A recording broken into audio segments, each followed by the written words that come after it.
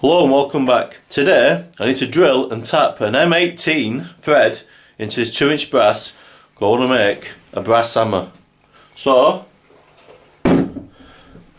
normally I use my little tapping machine there, but that's not big enough, so I'm going to have to build a big brother.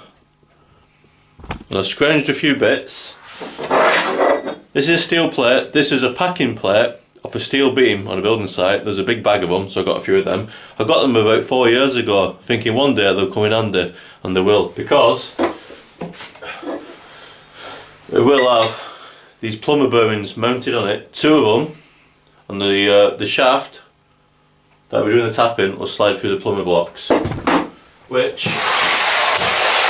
I happen to get today at the car boot. I got this little lot for £5. I only wanted that. I asked her how much for that. She said she'd only sell me the lot, so I had to walk around with this lot for half an hour, which is a bit uncomfortable. There's a few good bits in it, but I don't really want them. I only wanted this piece, but I think they're about £12, so it's still a bargain at a £5 just for that one bar. There you go. Right, for a base, I found this off-cut of beam. I scrounged this out of a skip. I'm going to cut it off in this line here with a grinder, and this will then go into the vise, and the vise to hold the base of the tapping machine steady. So I'm going to cut that with a grinder in a moment. Where are we now? Oh yeah, to form this arm on the big brother, I scrounged some scaffold tube. So that's alright, so I'll make the arm for that.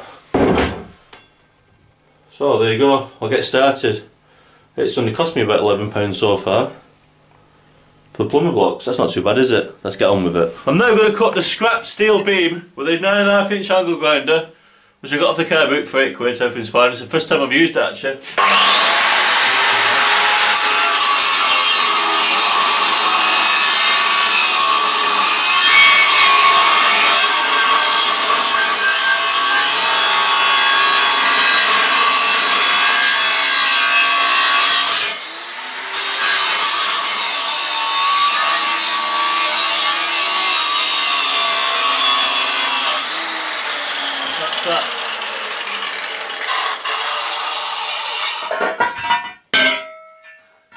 Voila. Right, next job now. Right, now it's stage 2 of the hand tapping machine. I need to form the column or the spine of the machine using this 6mm thick scaffold tube. But I need to cut it at 22.5 degrees, so I want to come up, along, and that way, all be revealed, to form an arm. So let's get on with it. The machine should handle it quite easily. It says it'll cut up to 6mm plate, so that's fine.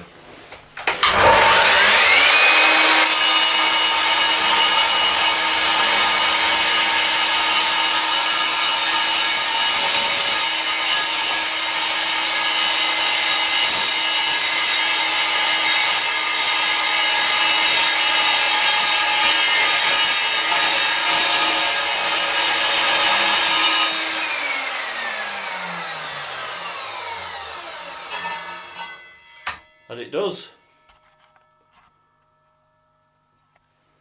There we go, there's a cut. That's the first one. 3 more cuts to go. We'll be laughing. The intermediate part of the column has 2 cuts on it. So I'm just squaring up on the bed. As you can see. Maybe you can't. There we go.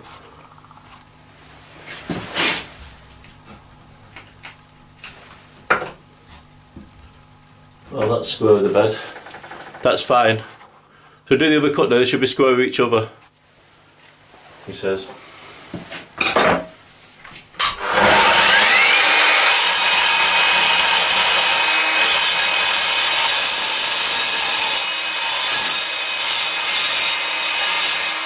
was interesting, really hot flakes are hitting your neck.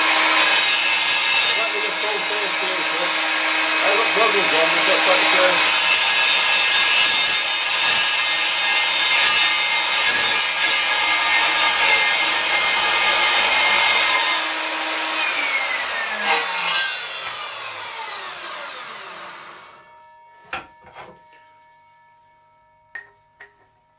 You see it now, how it's forming along. One more piece, and everything's fine. It's got a machine, isn't it? Look at the cut on that. Great for welding, that.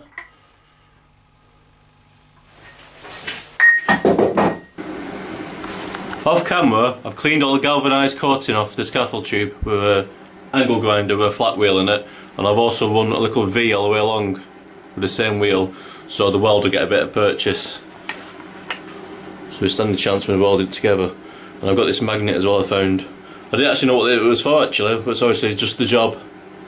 So let's crack on. I'm just going to tack the joint now with the MIG.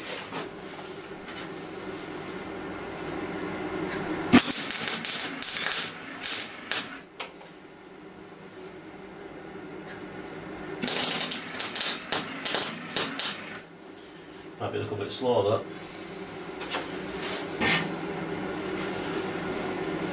Should hold that anyway.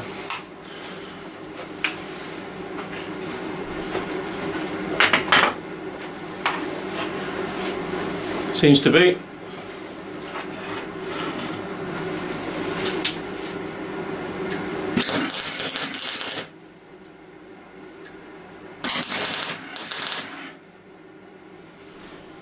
Right. Do the next joint, see how we get on. Right. The 5mm thick, well I think it's about 5mm thick, scaffold tubes are now been tack welded as shown previously. Turned it quite well. Jobs to do now is seam weld around the circumference and lots of grinding, no more welding. Then I'm going to weld a plate on the front to carry the pillar block bearings. And you can see the nature of the beast forming now. Oh yeah, I checked it for squareness, not bad at all. Within 2mm over that length. So I'll give it a little tickle, the ball pin hammer. It's near enough within 1/2 mil. So any discrepancies, I'll just shim out the bearings on the plate and I will check it with the height gauge. I will get that bit right, but that's near enough for me. I mean, it is a bit of a bodge job after all, so it's nothing fancy. Right, I'll get on with that welding, see how we get on. Blue button. Oh yeah. Where are we? There. It's not a bad bit of weld though, is it? Coming along. The other side's a bit splatteric, I didn't set the gun up properly, a bit out of practice. I've not used the MIG for about 3 years. So anyway, I'll get back onto it.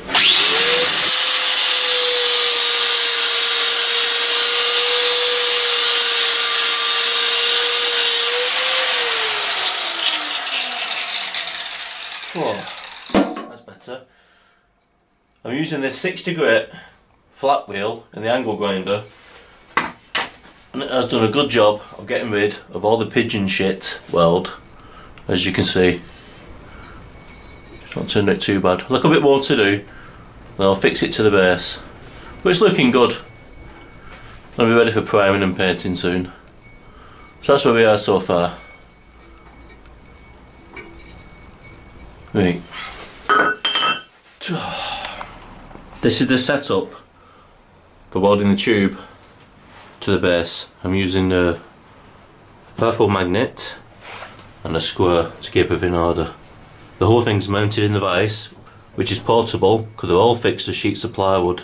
The buffing machine and the other grinders all are fixed to plywood, so I can easily take them off and clamp them to benches or move them about. I'm a bit tight for space in the workshop. Right, so I'll get on with that now.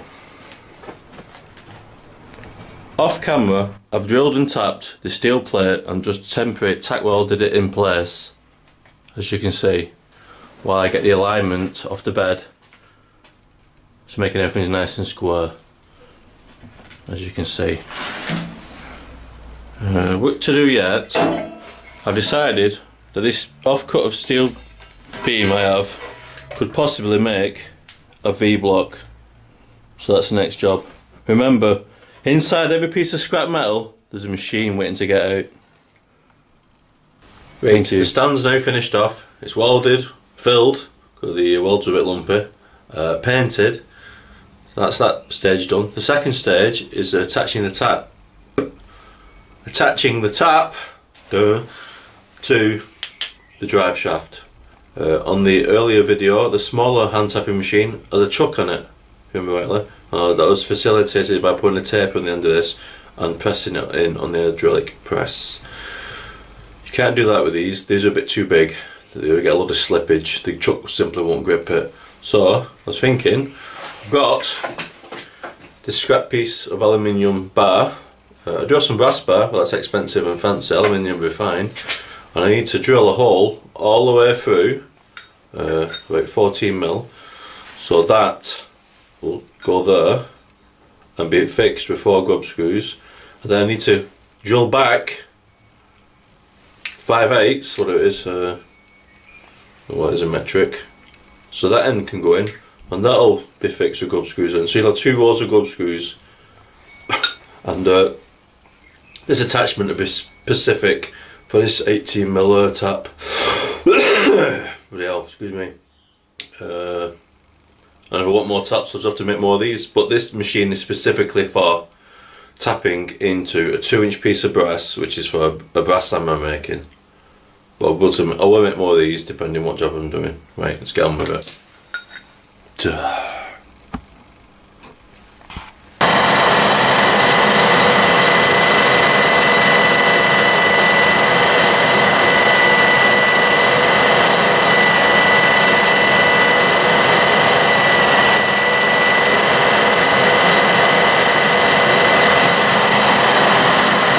That's the piece started now. I'm going to finish it off with a 13.8mm drill.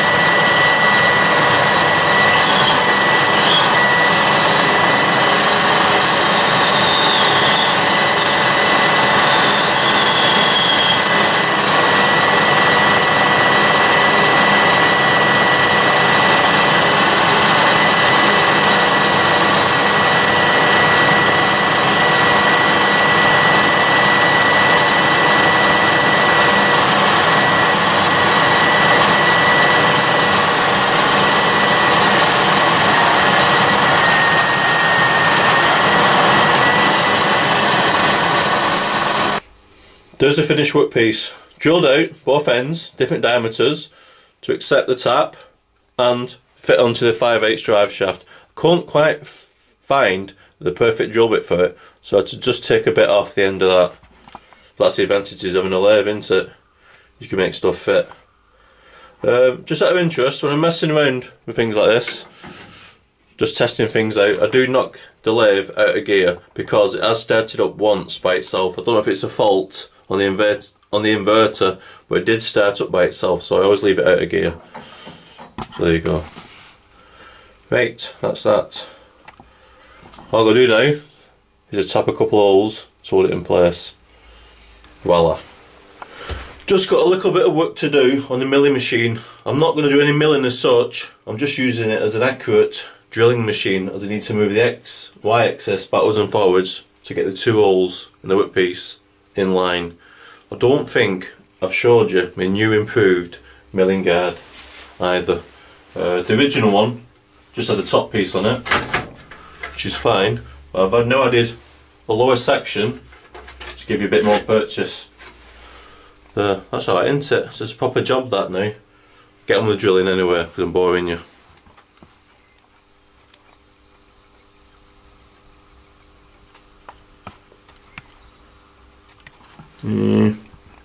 Yeah, I'll do one tip.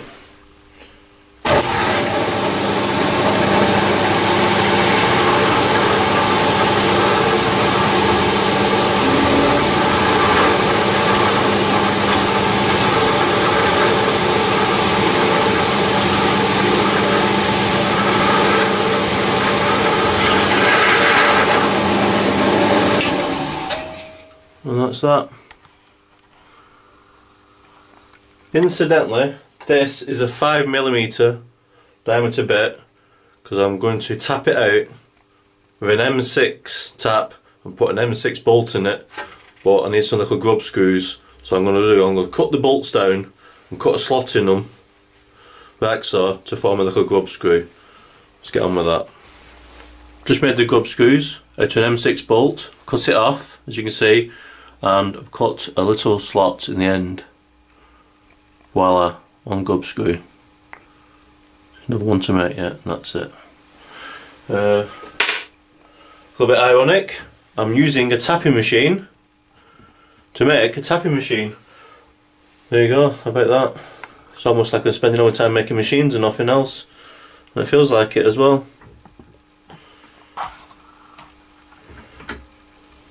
Talk about machines, I do need to make a V-block next. So what's the next thing I need to get on with?